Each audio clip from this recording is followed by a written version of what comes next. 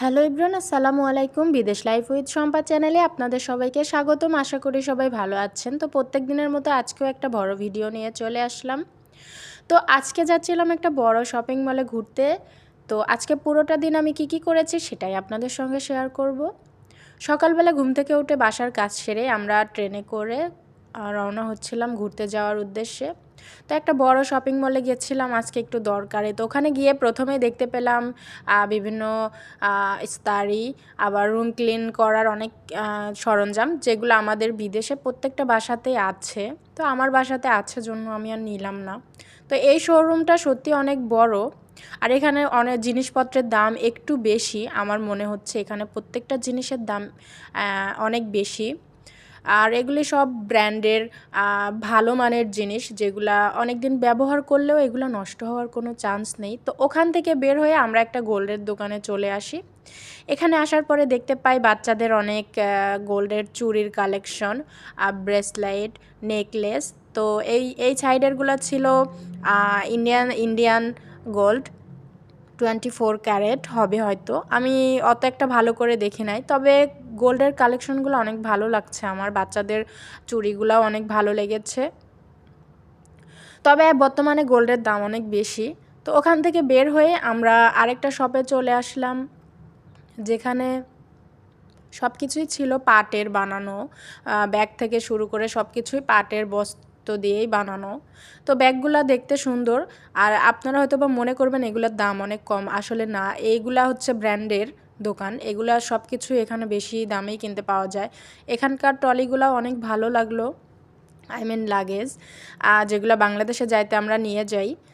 তো ওখান থেকে বের হয়ে আমরা আরও আরেকটা শপে চলে আসলাম, যেখানে শীতের পোশাক বিক্রি, শপে সাজানো ছিল, ডেকোরেট করা ছিল। তো যার যার পছন্দ মতো আপনারা কিনতে পারেন। তো এখানে লং ড্রেসটা আমার পছন্দ হয়েছে, কিন্তু মালয়েশিয়াতে প্রচুর গরম জন্য এই ড্রেসটা আমি নেই নাই।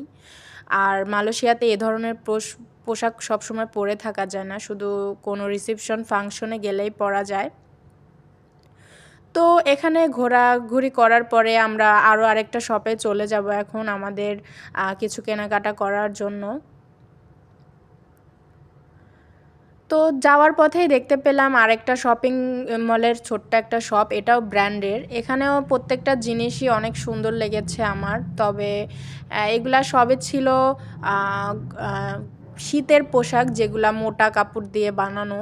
এগুলা কিন্তু অনেক এক্সপেন্সিভ, আর এক্সপেন্সিভ জিনিসগুলো এভাবে সাজিয়ে রাখে।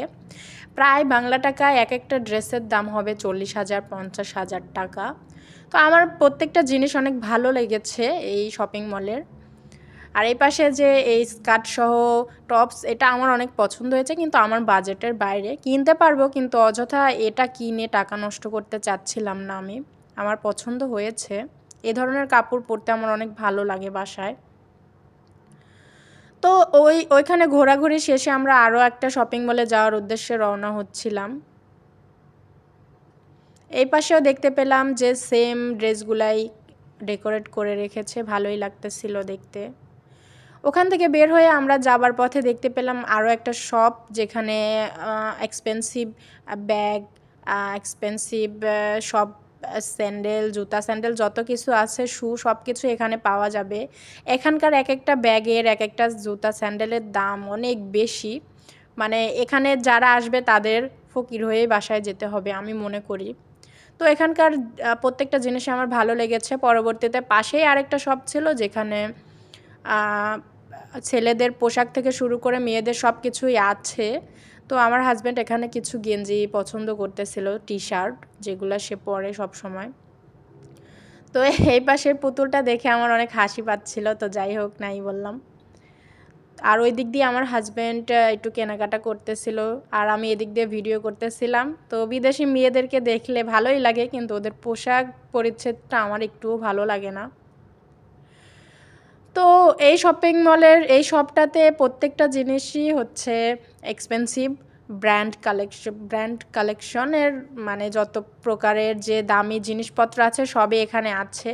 আপনারা যারা মালয়েশিয়াতে আছেন তারা জানেন খুব ভালো করে যে বিদেশে শপিং মলগুলোতে বেশিরভাগই ব্র্যান্ডের জিনিস বিক্রি হয়, আর ফরেনাররা সবসময় ব্র্যান্ড পরতেই ভালোবাসে। আর এদিক দিয়ে আমি ভিডিও করতেছিলাম।